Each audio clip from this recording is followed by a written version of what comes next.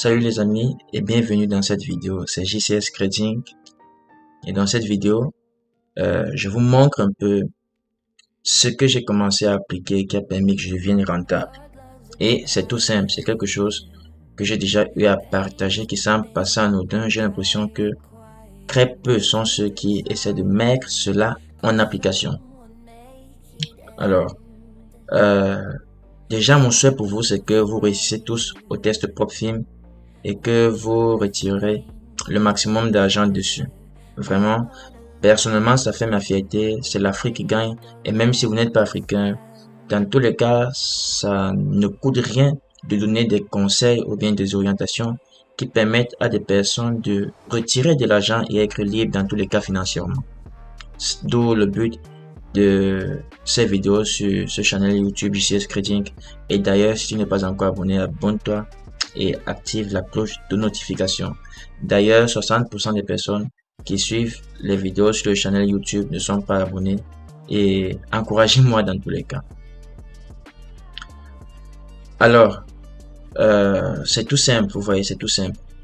Le trading, pour devenir rentable, il faut toujours savoir où l'on va. Il faut savoir où l'on va lorsque l'on trade.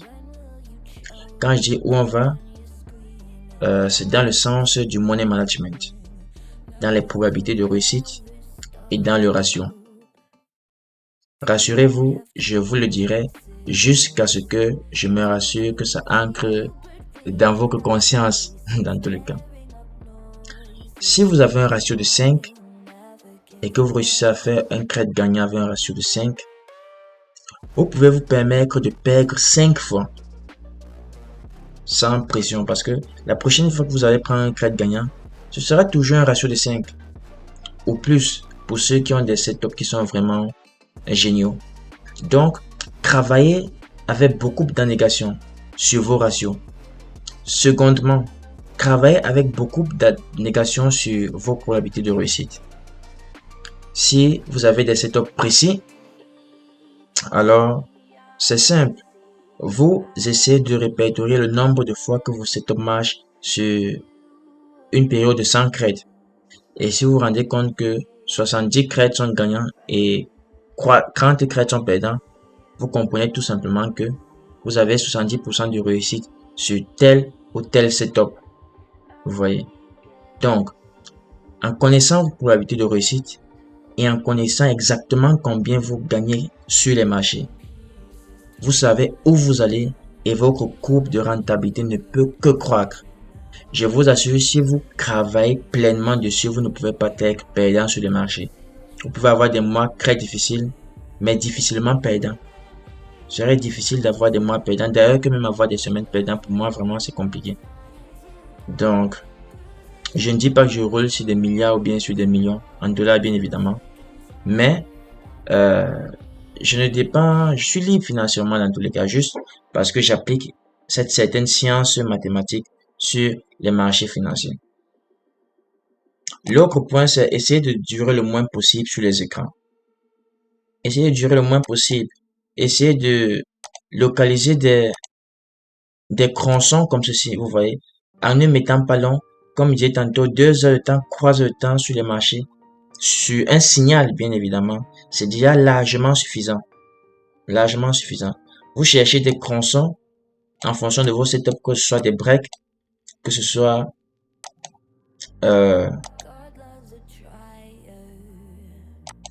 des retournements de tendance, que ce soit des pullbacks.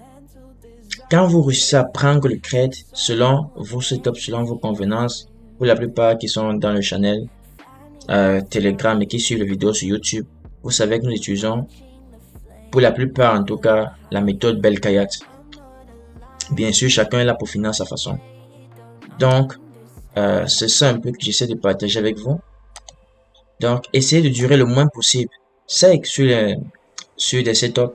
C'est également, ça vous permettra de ne pas être embrouillé. Vous savez que quand vous avez pris votre setup, vous allez essayer de le manager du mieux que vous pouvez, votre trade. Et vous savez que, ok, si d'ici les 2 heures de temps, maximum 3 heures de temps qui viennent sur mon entrée, je n'ai pas encore TP ou le terme le trade, même si ça ne tourne pas bien, dans tous les cas, je close. Je close parce que la règle du temps doit être incluse dans votre trading. La dernière chose dont j'ai envie de parler, vous voyez ce que je note ici, ce que je montre de façon visuelle, c'est tout simplement, je vous montre un peu des croissants, vous voyez, des croissants qui n'ont même pas duré croiser le temps, Donc, c'est important, les amis. Je veux absolument que vous soyez rentable. L'objectif, 50 PA. Que ce soit Bullnox, que ce soit Apex, 1-2-Cred, TickTickCred, etc. Grâce à Kanto. Et d'ailleurs, je ferai une vidéo pour essayer d'expliquer comment, avec la plateforme Kanto, on peut créer plusieurs propres films en simultané et copier les crédits sans passer par Jigsaw Trading ou le Apex. Non, Jigsaw c'est Jigsaw c'est le carnet d'or. Sans passer par le Apex, copier le cred ou par d'autres outils qui sont payants. Donc c'est cela. J'espère que cette vidéo elle aura été sympathique pour vous. Je vous souhaite beaucoup de courage sur les marchés. À ceux qui se découragent parce que ils font des creds perdants, ne vous découragez pas. Apprenez de vos erreurs. Travaillez sur les mathématiques en trading. D'ailleurs, il y a une vidéo sur le channel YouTube où j'ai parlé des mathématiques appliquées au trading par rapport au propre film. Travaillez sur vos mathématiques en trading. Rendez le trading intellectuel. Soyez posé. Vous n'avez pas besoin forcément de créer 1000 marchés à la fois.